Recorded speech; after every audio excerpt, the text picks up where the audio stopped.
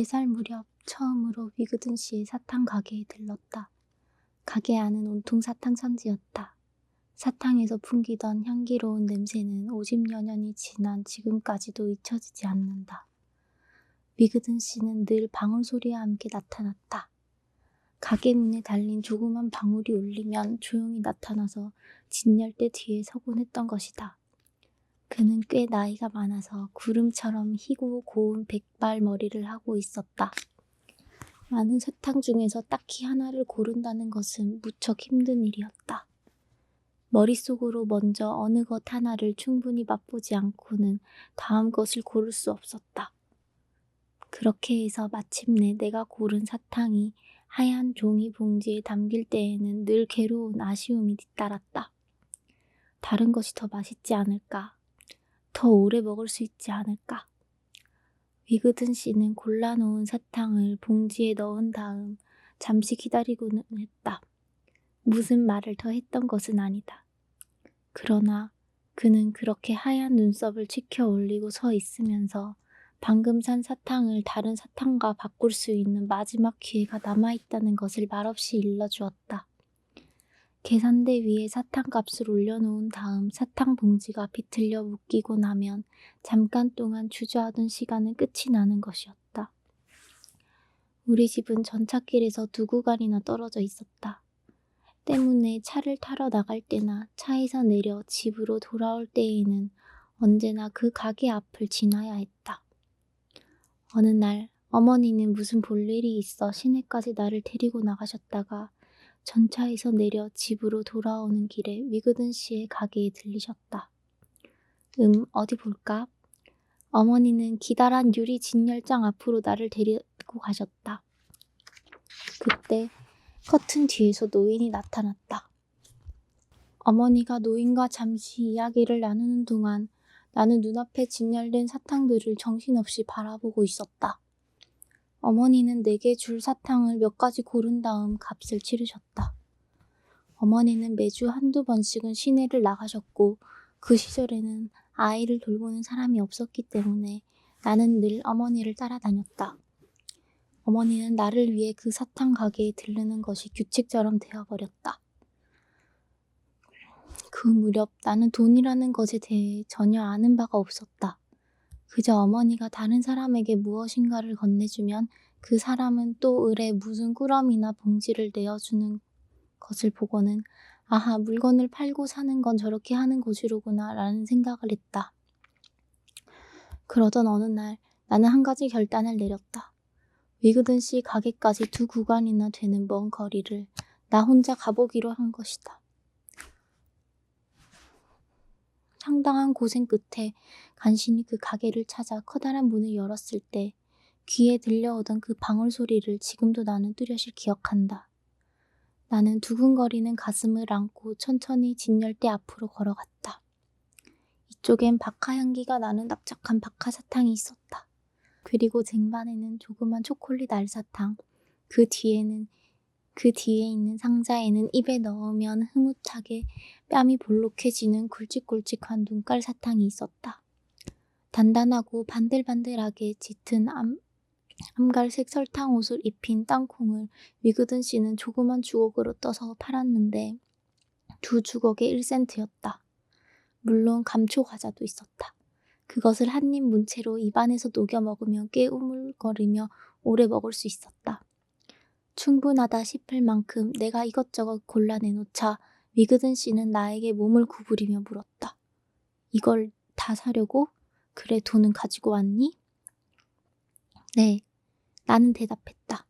그리고 주먹을 내밀어 위그든 씨의 손바닥에 반짝이는 은박지로 정성스럽게 싼 6개의 버치스를 조심스레 떨어뜨렸다. 위그든 씨는 잠시 자기의 손바닥을 들여다보더니 다시 한참 동안 내 얼굴을 구석구석 쳐다보았다. 돈이 모자라나요? 나는 걱정스럽게 물었다. 그는 조용히 한숨을 내쉬고 나서 대답했다. 아니다. 돈이 좀 남는 것 같아. 거슬러 주어야겠는데. 그는 구식 금고 쪽으로 걸어가더니 철컹 소리를 내며 서랍을 열었다. 그러고는 계산대로 돌아와서 몸을 굽혀 내 손바닥에 2센트를 떨어뜨려 주었다. 내가 혼자 거기까지 가서 사탕을 샀다는 사실을 아신 어머니는 나를 꾸중하셨다. 그러나 돈의 출처는 물어보지 않으셨던 것으로 기억된다. 나는 다만 어머니의 허락 없이 다시는 거기에 가지 말라는 주의를 받았을 뿐이었다. 나는 확실히 어머니의 말씀에 순종했다. 그리고 그 후로 2번 다시 버찌씨를 쓴 기억이 없는 것으로 보아 허락이 있었을 때에는 분명히 1, 2센트씩 어머니가 돈을 주셨던 것 같다. 그 당시로서는 그 모든 사건이 내게 그리 대단한 일이 아니었으므로 내가 자라는 동안 나는 그 일을 까맣게 잊고 있었다. 내가 17살이 될 무렵 우리 가족은 동부로 이사를 갔다. 거기서 나는 성장하여 결혼도 하고 가정도 이루었다. 아내와 나는 외국산 열대어를 길러 파는 장사를 시작했다. 당시는 양어장이 아직 초창기를 벗어나지 못했던 시절이라 대부분의 물고기는 아시아, 아프리카, 남아메리카 등지에서 직접 수입하고 있었다. 그래서 한 쌍에 $5 이하짜리는 없을 정도였다. 어느 화창한 오후 남자아이 하나가 제 누이 동생과 함께 가게에 들어왔다. 남자아이는 17살 정도밖에는 안 되어 보였다. 나는 바쁘게 어항을 닦고 있었다. 두 아이는 눈을 커다랗게 뜨고 수정처럼 맑은 물속을 헤엄치고 있는 아름다운 열대어들을 바라보았다. 그러다가 남자아이가 소리쳤다. 야, 우리도 저거 살 수 있죠? 그럼, 나는 대답했다. 돈만 있다면야. 네, 돈은 많아요. 하고 남자아이가 자신있게 말했다. 말하는 폼이 어딘가 친근하게 느껴졌다. 아이들은 얼마 동안 물고기를 살펴보더니 손가락으로 몇 가지 종류를 가리키며 한 쌍씩 달라고 했다. 나는 그 아이들이 고른 것을 그물로 건져 휴대 용기에 담은 후 들고 가기 좋도록 비닐 봉지에 넣어 남자아이에게 건네주었다. 얘들아, 조심해서 들고 가야 한다. 걱정 마세요. 남자아이는 고개를 끄덕이며 제 누이 동생을 돌아보고 말했다. 네가 돈을 내. 나는 손을 내밀었다. 다음 순간 꼭 쥐어진 여자아이의 주먹이 내게 다가왔을 때 나는 앞으로 일어나게 될 사태를 금세 알아챘다. 그리고 그 어린 소녀의 입에서 나올 말까지도. 소녀는 쥐고 있던 주먹을 펴고 내 손바닥에 5센트짜리 백동화 2개와 10센트짜리 은하 1개를 쏟아넣었다. 그 순간 나는 먼 옛날에 위그든 씨가 내게 물려준 유산이 내 마음속에서 솟아오르는 것을 느꼈다. 그제야 비로소 지난날 내가 그 노인에게 안겨주었던 곤란함이 어떤 것이었는지를 알았고 그가 얼마나 멋지게 그것을 해결했던가를 깨달았다. 내 손 위에 올려진 그 동전들을 바라보고 있노라니 나 자신이 그 조그만 사탕 가게에 와 있는 듯한 기분이었다. 나는 그 옛날 위그든 씨가 그랬던 것처럼 두 어린이의 순진함과 그 순진함을 보존할 수도 파괴할 수도 있는 힘이 무엇인지를 알게 되었다. 그날의 추억이 너무나도 가슴에 벅차 나는 목이 베었다. 소녀는 기대에 찬 얼굴로 내 앞에 서 있었다. 모자라나요? 소녀가 작은 목소리로 물었다. 아니다, 돈이 좀 남는걸? 나는 목이 메는 것을 간신히 참으며 말했다. 잠깐 기다려라. 거슬러 줄 게 있다. 나는 금고 서랍을 뒤져 소녀가 내민 손바닥 위에 2센트를 떨어뜨려 주었다. 그리고 나서 자기들의 보물을 소중하게 들고 길을 걸어 내려가고 있는 두 어린이의 모습을 문 앞에서 지켜보며 서 있었다. 가게 안으로 들어와 보니 아내는 어항 속의 물풀들을 다시 가듬어 놓느라고 걸상 위에 올라서서 두 팔을 팔꿈치까지 물속에 담그고 있었다. 대관절 무슨 까닭인지 말씀해 보세요. 아내가 나를 보고 말했다. 물고기를 몇 마리나 주었는지 알기나 해요? 한 30달러어치는 주었지. 나는 아직도 목이 맨 채로 대답했다. 이해해줘. 그럴 수밖에 없었으니까. 내가 위그든 씨에 대한 이야기를 끝마쳤을 때 아내의 두 눈은 젖어 있었다. 아내는 걸상에서 내려와 나의 뺨에 조용히 입을 맞추었다. 아직도 그 박하사탕의 향기가 잊혀지지 않아. 나는 숨을 길게 내쉬었다. 그리고 마지막 어항을 닦으면서 어깨 너머에서 들려오는 위그든 씨의 나지막한 웃음소리를 들었다.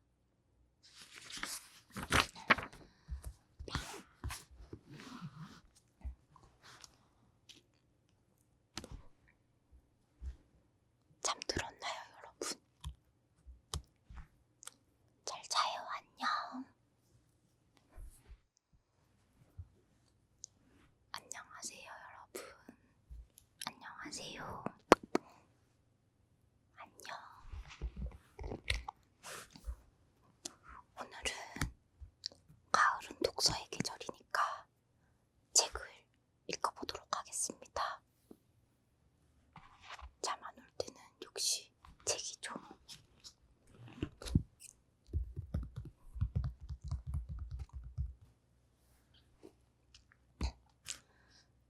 나는 4살 무렵 처음으로 위그든 씨의 사탕 가게에 들렀다. 가게 안은 온통 사탕 천지였다. 사탕에서 풍기던 향기로운 냄새는 50여 년이 지난 지금까지도 잊혀지지 않는다.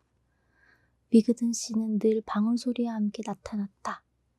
가게 문에 달린 조그만 방울이 울리면 조용히 나타나서 진열대 뒤에 서곤 했던 것이다. 그는 꽤 나이가 많아서 구름처럼 희고 고운 백발 머리를 하고 있었다. 많은 사탕 중에서 딱히 하나를 고른다는 것은 무척 힘든 일이었다. 머릿속으로 먼저 어느 것 하나를 충분히 맛보지 않고는 다음 것을 고를 수 없었다. 그렇게 해서 마침내 내가 고른 사탕이 하얀 종이 봉지에 담길 때에는 늘 괴로운 아쉬움이 뒤따랐다. 다른 것이 더 맛있지 않을까? 더 오래 먹을 수 있지 않을까? 위그든 씨는 골라놓은 사탕을 봉지에 넣은 다음 잠시 기다리고는 했다. 무슨 말을 더 했던 것은 아니다. 그러나 그는 그렇게 하얀 눈썹을 치켜 올리고 서 있으면서 방금 산 사탕을 다른 사탕과 바꿀 수 있는 마지막 기회가 남아있다는 것을 말없이 일러주었다. 계산대 위에 사탕값을 올려놓은 다음 사탕 봉지가 비틀려 묶이고 나면 잠깐 동안 주저하던 시간은 끝이 나는 것이었다. 우리 집은 전찻길에서 2구간이나 떨어져 있었다. 때문에 차를 타러 나갈 때나 차에서 내려 집으로 돌아올 때에는 언제나 그 가게 앞을 지나야 했다. 어느 날 어머니는 무슨 볼일이 있어 시내까지 나를 데리고 나가셨다가 전차에서 내려 집으로 돌아오는 길에 위그든 씨의 가게에 들리셨다. 어디 볼까? 어머니는 기다란 유리 진열장 앞으로 나를 데리고 가셨다. 그때 커튼 뒤에서 노인이 나타났다. 어머니가 노인과 잠시 이야기를 나누는 동안 나는 눈앞에 진열된 사탕들을 정신없이 바라보고 있었다. 어머니는 내게 줄 사탕을 몇 가지 고른 다음 값을 치르셨다. 어머니는 매주 1~2번씩은 시내를 나가셨고 그 시절에는 아이를 돌보는 사람이 없었기 때문에 나는 늘 어머니를 따라다녔다. 어머니는 나를 위해 그 사탕 가게에 들르는 것이 규칙처럼 되어버렸다. 그 무렵 나는 돈이라는 것에 대해 전혀 아는 바가 없었다. 그저 어머니가 다른 사람에게 무엇인가를 건네주면 그 사람은 또 을에 무슨 꾸러미나 봉지를 내어주는 것을 보고는 아하, 물건을 팔고 사는 건 저렇게 하는 것이로구나 라는 생각을 했다. 그러던 어느 날 나는 한 가지 결단을 내렸다. 위그든 씨 가게까지 2구간이나 되는 먼 거리를 나 혼자 가보기로 한 것이다. 상당한 고생 끝에 간신히 그 가게를 찾아 커다란 문을 열었을 때 귀에 들려오던 그 방울 소리를 지금도 나는 뚜렷이 기억한다. 나는 두근거리는 가슴을 안고 천천히 진열대 앞으로 걸어갔다. 이쪽엔 박하 향기가 나는 납작한 박하 사탕이 있었다. 그리고 쟁반에는 조그만 초콜릿 알사탕, 그 뒤에 있는 상자에는 입에 넣으면 흐뭇하게 뺨이 볼록해지는 굵직굵직한 눈깔 사탕이 있었다. 단단하고 반들반들하게 짙은 암갈색 설탕 옷을 입힌 땅콩을 위그든 씨는 조그만 주걱으로 떠서 팔았는데 2주걱에 1센트였다. 물론 감초 과자도 있었다. 그것을 한 입 문채로 입안에서 녹여 먹으면 꽤 우물거리며 오래 먹을 수 있었다.